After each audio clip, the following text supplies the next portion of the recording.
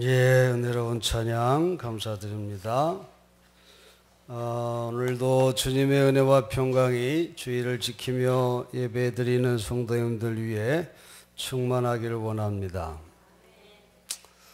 요즘 가을 신방을 하면서 그 얘기를 합니다. 우리 인생이 100년을 산다면 36,500번의 아침을 맞는데 이미 절반 이상을 살았고 또 인생의 후반기를 살고 있는 제가 혹 90세까지 산다고 하면 저는 이제 30년밖에 남지 않았습니다. 그를 아침을 세면 겨우 1만 번 정도의 아침을 맞는 그런 시간밖에 남아있지 않습니다. 성경의 말씀대로 우리 인생이 정말 바람같이 그렇게 지나간다 하는 것을 실감하지 않을 수가 없습니다. 우리에게 남겨진 짧은 인생을 어떻게 살면 좋을까요? 오늘 아침에 바울의 마지막 유언과도 같은 고별 연설문을 통해서 생명의 면류관을 얻기까지 이런 제목으로 말씀의 은혜를 나눠보려고 합니다. 사도 바울은 자신의 파란만장한 복음사역의 세월을 뒤돌아보면서 나는 선한 싸움을 싸웠고 달려갈 길을 다 달렸으며 믿음을 지켰습니다. 이렇게 말하고 있습니다. 이제 인생의 결승선을 눈앞에 두고 있는 바울은 저가 말하기를 이제는 자기 앞에 정의의 면류관이 기다리고 있을 뿐입니다. 그날에 정의의 재판장이신 주님께서 그 월계관을 나에게 주실 것이며 나에게뿐만이 아니라 다시 오실 주님을 사모하는 모든 사람에게도 주실 것입니다. 이렇게 말하고 있습니다. 이 정의의 월계관은 고대 유대인들이 축제일에 썼던 꽃들로 장식한 화관보다도 더 훌륭하고 운동 경기에서 승리한 시라빈에게 주어졌던 화환보다도 더 탐나고 더 고귀한 상인 것입니다. 이 상은 심판날 즉 생명의 주님이 믿음을 지킨 모든 사람에게 명예를 수여하실 그날에 수상될 것입니다. 이 상은 이 세상 어떤 상과도 비교할 수 없는 고귀한 상입니다. 왜냐하면 그 상의 대가로 생명의 면류관을 움켜쥐기 때문에 그렇습니다. 바람같이 지나가는 짧은 인생에서 참된 성공은 어디에 있을까요? 생명의 면류관을 쓰는데 있는 줄로 믿습니다. 아무리 이 세상에서 모든 것을 다 누리며 산다고 해도 영원한 나라에서 생명의 면류관을 쓰지 못하고 사망의 고통에서 저주의 관을 쓴다면 그 인생을 어찌 성공적인 인생이라고 말할 수 있겠습니까? 여러분, 이 세상에서 명예로운 상이 뭡니까? 이 세상에서 명예로운 상이 있다면 그건 노벨상이라고 말할 수 있을 겁니다. 이 수상자들의 출신 국가는 아주 국제적이어서 거의 50개 나라에 이르고 있습니다. 수상자 선정을 위한 평가 자료들은 나중에 혹시라도 잡음이 생기지 않도록 아주 빈틈없이 봉인이 되고 있어요. 그리고 그 선정 과정은 정말 철저하게 중립적입니다. 그리고 현금으로 주어지는 거의 100만 달러에 이르는 상금은 아주 실질적이죠. 이 노벨상 수상을 축하하는 파티는 흠겹기 짝이 없습니다. 샴페인이 터지고 춤을 추며 그리고 스톡홀름 시청의 골든룸에서 스웨덴 왕실과 함께하는 저녁 만찬이 함께 어우러져 정말 즐겁고 성스러운 분위기를 연출합니다. 수상자들은 현대 거인의 전당에 이름이 올려지지요. 그리고 세계의 유수한 백화사전들의 그 인물 소개가 실리기도 합니다. 참으로 모든 사람의 부러움을 한 몸에 사게 되고 한없는 존경과 경애의 마음들을 갖게 할 것입니다. 이 노벨상의 영광을 움켜쥐기 위해서 꼭 대통령이나 강력한 정치가일 필요는 없습니다. 우리가 아는 슈바이처나 퀴리 부인이나 마틴 루터 킹 목사님, 아인슈타인이나 마더 테레사 수녀 같은 그런 기라성 같은 인물뿐만이 아니라 평화상을 탄 국경 없는 의사들이라고 하는 단체도 탔고, 또 1997년에는 조디 윌리엄스라고 하는 한 평범한 미국인과 그녀의 국제적 캠페인이 수상하기도 했습니다. 1976년에 노벨 평화상을 수상한 메이리드 코리건은 북아일랜드 벨패스트에 살면서 유능한 타이피스트로 비서로 일하는 아주 평범한 여성이었습니다. 어느 날 오후에 그녀는 여동생과 자기의 세 자녀와 함께 자전거를 타고 소풍을 갔어요. 바로 그날 오후에 아일랜드 민족주의자의 반영 비합법 조직인 아일랜드 공화국군은 한 영국군 순찰대에 사격을 개시하기 위해서 저격병들을 보냈습니다. 그런데 그들이 목표물을 놓쳤습니다. 그래서 그들은 순찰대에게 추격을 당하고 도망치게 됐고, 쫓고 쫓기는 추격이 시작됐습니다. 정신없이 내빼는 아일랜드 공화국군의 차에 영국군 순찰대가 사격을 가했습니다. 이 아일랜드 테러리스트들은 더 이상 차를 통제할 수 없었어요.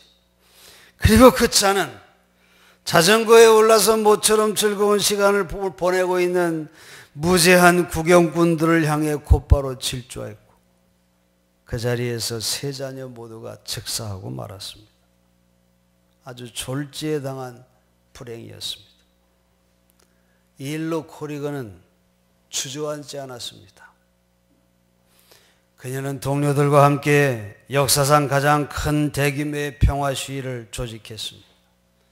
평화를 위한 사람들의 그 단체를 창설하고 북아일랜드에서 분파적인 싸움을 종결짓는 일에 헌신하는 운동을 시작했던 것입니다. 이 단체가 창설된 지 한 달도 안 되어 3만 명 이상의 여성을 집결시키고 손에 손을 잡고 평화의 행진을 했습니다. 이런 평화와 정의를 위한 그들의 헌신적인 싸움이 그해 노벨 평화상을 받게 한 것임을 우리가 알 수 있어요.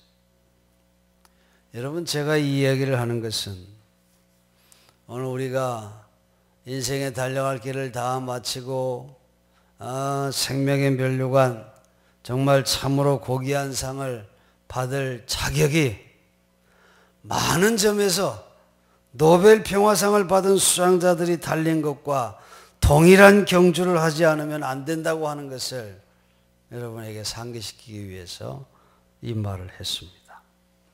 사실 노벨 평화상을 받은 수상자들은 정말 그들이 달려갈 길을 끝까지 달려간 사람들이 대부분이었음을 우리가 알 수 있습니다. 우리도 생명의 면류관을 받으려면 믿음의 선한 싸움을 완주해야 한다고 성경은 우리에게 말하고 있습니다. 코리건과 그의 동료들은 행진을 반대하는 세력의 그런 거센 저항에 부딪혀야 했어요. 도로 위를 걸으면 무차별 사격을 가하겠다고 협박하는 그들에게 코리건은 말합니다. 나는 너희들의 협박이 두렵지 않다. 그리고 담대하게 평화의 행진을 계속합니다. 이 단체가 활동을 시작한 그 첫 해에 폭력이 무려 70%나 감소됐습니다. 아일랜드의 분파주의적 분쟁을 끝내고 새롭게 재건설할 것을 촉구했던 것입니다. 그들의 선한 싸움은 멈추지 않았어요. 그리고 그 싸움에서 승리하기 시작했던 것입니다. 여러분, 완주하는 것이 아무리 힘들고 고달픈 일이라고 해도 경주를 끝까지 마치는 것 얼마나 중요한 일인지 모릅니다. 우리 기독교인으로서 삶의 투쟁들은 어떤 때는 신자들을 녹초로 만드는 그런 격렬한 것이 올 때도 있습니다. 또 어떤 때는 앞에 가로놓인 장애물들로 우리들을 주춤거리게 만들 수도 있습니다. 또 어떤 것은 우리 신자들이 당하는 고통, 그런 고통은 정말 강렬하여 견디기 어려운 그런 것일 때도 있습니다. 그러나 여러분, 주님 우리 곁에 서 계셔서 우리에게 그것을 능히 이길 수 있는 힘과 능력을 주신다고 하는 사실을 우리는 꼭 믿어야 할 줄로 믿습니다. 여러분, 역도 선수들에게 있어서 실패는 곧 성공이라는 것 아시죠? 그들은 끊임없이 실패의 지점까지 이르는 무게를 들어 올려야 합니다. 그래야 근육이 성장하고 더 무거운 무게를 들어 올릴 수 있게 되는 것이죠. 실패를 두려워하여 도전하지 않는다면 그는 아무것도 이루지 못할 것입니다. 여러분, 믿음의 경주를 끝까지 달리는 자세도 그와 똑같다고 하는 것을 기억해야 합니다. 힘들다고 포기한다면 그는 결코 달릴 수가 없는 것입니다. 내가 좋아하는 것만 골라서 봉사하고 헌신한다면 조금 힘든 언덕길에서 그는 주저앉고 말 것입니다. 커밍워크라고 하는 사람은 성공의 원인을 4가지로 요약해서 말했는데, 첫째는 지능이요, 둘째는 지식이고, 셋째는 기술이며, 넷째는 태도다, 그렇게 말했어요. 그런데 이 4가지 요인 중에서 태도가 93% 이상을 차지한다고 말했습니다. 성공하는 사람은 반드시 성공의 태도를 가지고 있다고 하는 그런 말이죠. 여러분, 우리 신앙생활도 마찬가지인 줄로 압니다. 내가 하나님 앞에서 어떠한 태도를 가지고 있느냐, 이것이 가장 중요한 것입니다. 바른 태도를 가지고 있는 사람은 포기하지 않습니다. 실패를 두려워하거나 게으르지 않습니다.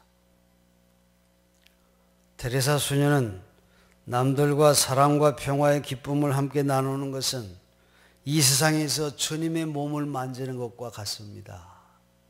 그런 아름다운 말을 했어요. 우리 그리스도인이 선을 행하려고 노력할 때 믿음을 지킨다고 하는 것의 핵심적인 의미는 우리가 뭐 얼마나 많이 행하느냐, 거기에 있는 것이 아니라 우리가 하는 행위 속에 우리가 얼마나 많은 사랑을 쏟아붓느냐 하는 데 있다는 것입니다. 하나님이 우리를 사랑하신다고 하는 것을 기억할 수만 있다면, 그분이 우리를 사랑하듯이 큰 일들 속에서가 아니라 작은 일들 속에서도 큰 사랑을 가지고 남들을 사랑할 기회를 우리는 갖고 그걸 통해 주님의 몸을 만지는 것과 같은 그런 주님과 깊은 사랑을 나눌 수 있다고 그렇게 말합니다. 이 테레사 수녀가 노벨상 수락연설에서 이런 말을 했어요. 며칠 전에 20년 동안 등을 대고 가만히 누워 있으면서 움직일 수 있는 신체기관이라고는 그의 오른팔밖에 없는 한 남자로부터 $15를 받았다는 겁니다. 그 남자가 즐기는 유일한 벗은 흡연인데 그가 이렇게 말했습니다. 수녀님, 나는 일주일 동안 담배를 피우지 않기로 결심하고 당신께 이 돈을 보냅니다. 이렇게 말했다는 거예요. 그 남자에게서 그 나눔의 결단은 정말 끔찍스러운 희생이었을 것입니다. 테레사는 그 돈으로 빵을 사서 굶주린 사람들에게 주었어요. 그것은 양편 모두에게 큰 기쁨이었다고 말하고 있습니다.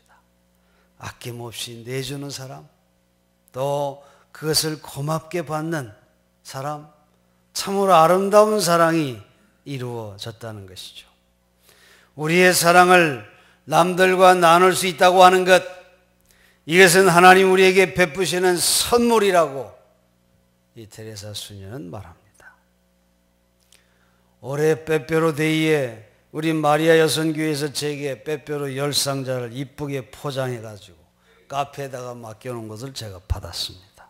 아주 너무 감동을 해서 그날 루디아 여선교회 몇 분이 있는데 그걸 보여주면서 제가 자랑을 했어요.